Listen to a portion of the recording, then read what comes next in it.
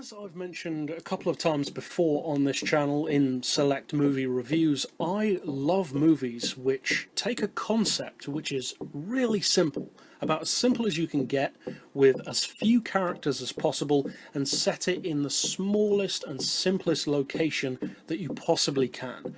Some movies in that kind of genre which stand out would include films like Frozen, which is set basically entirely on a ski lift, and does it brilliantly. I've reviewed that one before. Another film which I think is similar but totally undervalued is Freezer, which is about a guy who wakes up in an industrial-sized freezer and has to figure out why he's there. Again, I love that movie. I love what it does with the premise. And this one. There are some others too, but for now, there's this one. This, I would say, is one of my favourite films which I've seen in recent years. I'm already a fan of Ryan Reynolds. I love Deadpool, I love some of his other movies as well, but I'm not a huge fan of his career as much as I am of him himself. He's just a cool dude who's easy to like. This movie is one which, to be honest, I hadn't really had on my radar that much. There are certain movies which I may end up loving, but I'm not really seeking them out. I tend to be more of a fan of undervalued horror films, and that tends to be where my focus lies.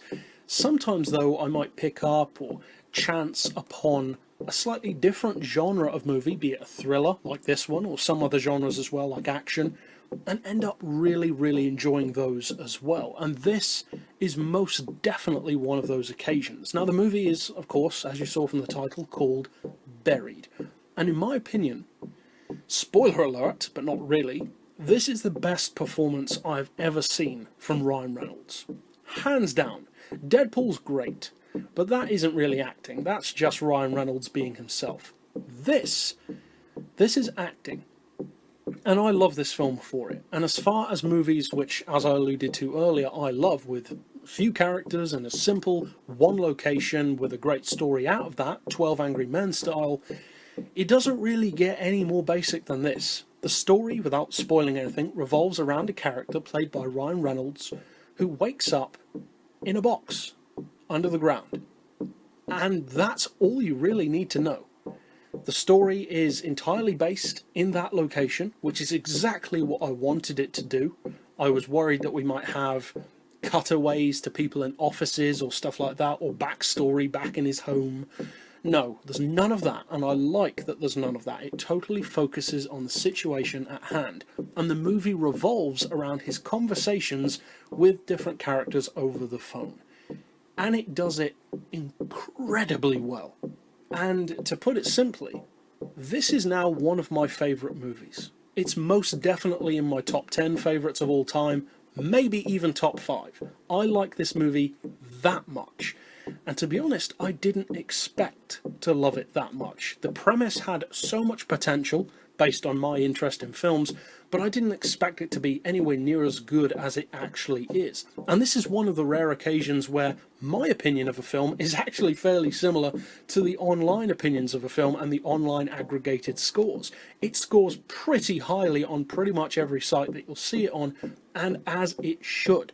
This is a movie which I would say is Oscar level in terms of how well it carries out such a deceptively, even treacherously simple concept. Because the idea of making an entire movie in a box or in a cupboard, as I have in the past with a short film, it sounds like a simple thing to do, but it's not. You have to rely on dialogue and also the very limited visuals that you have to work with so much more than in a traditional movie to keep interest and to make it worth watching.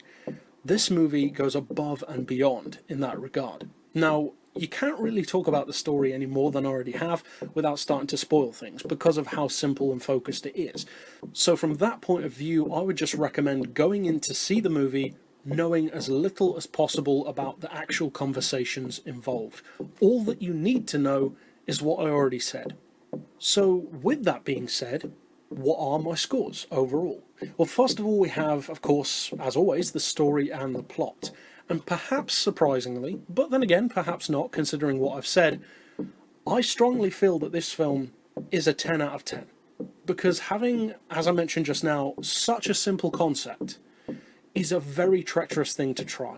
It could very easily backfire. It's very difficult to make a compelling story out of such a simple premise and concept, and they did it brilliantly. So for me, it's hands down one of the easiest 10s I've ever given. As far as the characters, the motivations, the casting, well, again, it's a perfect 10 because there's only really one primary character, and that is Ryan Reynolds. As I already said, I like the guy anyway. Who doesn't like him? He's funny anyway. There is some dark humour in the film, but it's not a comedy, not by any means.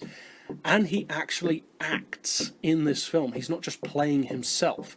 And that's great to see. There is a broad range of emotions in the film. Humour, anger, fear, sadness, and they are great. He covers them all so well.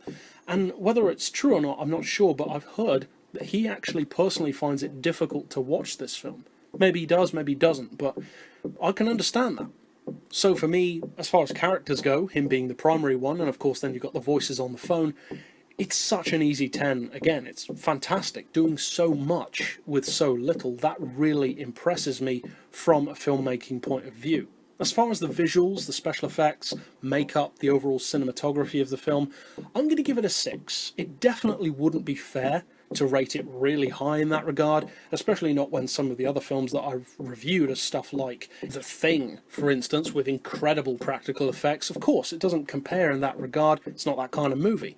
But the reason why I am giving it a 6, which is still above par, is it's in a box. How interesting can you realistically make the shots and camera work and colour grading of a box? But they managed to do that. I like the camera work in the film very much. The camera choices in tense situations are very good.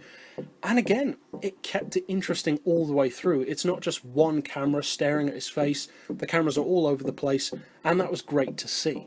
And to be honest, I only really have one drawback about the visuals, and it's probably my only drawback about the entire film as a whole, and that is that there's one scene in particular, and I won't spoil it, but there's one scene which does use some CGI.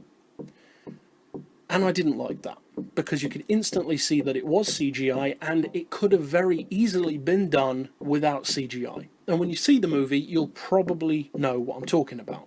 In the broad scheme of things, it doesn't matter too much that they use CGI, but to me, it would have been that little bit better had they gone practical rather than CGI. And that brings us up next to the soundtrack of the movie, the music, of course, sound design. Again, you're in a box under the ground. How can the sound design really go anywhere? But it does. I'm giving it a 7 overall, because it's mostly dialogue. And by definition, the dialogue is great, but that's not really what you include in the soundtrack and audio of the film. I do, though, like the sound design. You can sometimes in the film hear things that are going on outside, which again makes it very atmospheric. It adds to the story, sometimes very directly so. And even inside the box, there's creaking, there's scuffling of bugs and stuff going through the dirt. It all adds to the atmosphere. And so overall, I'm giving it a 7 in that regard. And finally, for, as always, the most subjective category to me personally, the entertainment factor of the film, and also, of course, the rewatchability, whether it's the kind of movie which you need to watch once, or maybe that you could watch every weekend if you wanted to. For me personally, I'm going to give it a full 10, because I've watched this movie 2 or 3 times already, and I love it more every time. It's a fantastic movie, and although on the second and third rewatching it didn't have the same emotional impact points for me, because there were certain points in my first rewatching that I found it very moving to watch, and it was actually based more on his acting than the story itself, which is very impressive. It speaks volumes about how well he did in the film. But on the rewatching, and this goes for any movie to be honest, it doesn't give me that same impact the second or third time. That's not a knock against the film, because I feel that way about pretty much any movie that gets me emotionally the first time. But overall though, it's still easily a 10. It's a fantastic story. It's a fantastic film. It carries out exactly what it wanted to do in a very impressive way. And as far as I'm concerned, with that tiny CGI moment aside, it's about as close to a perfect film in its own way as you can get.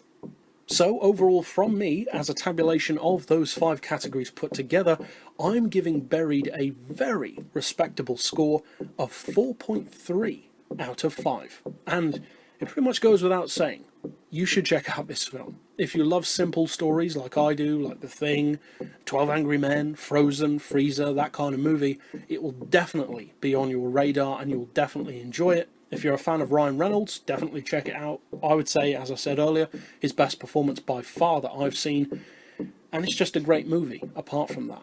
But that's it overall for this particular review. I'll see you guys next time, and as always, thanks for watching.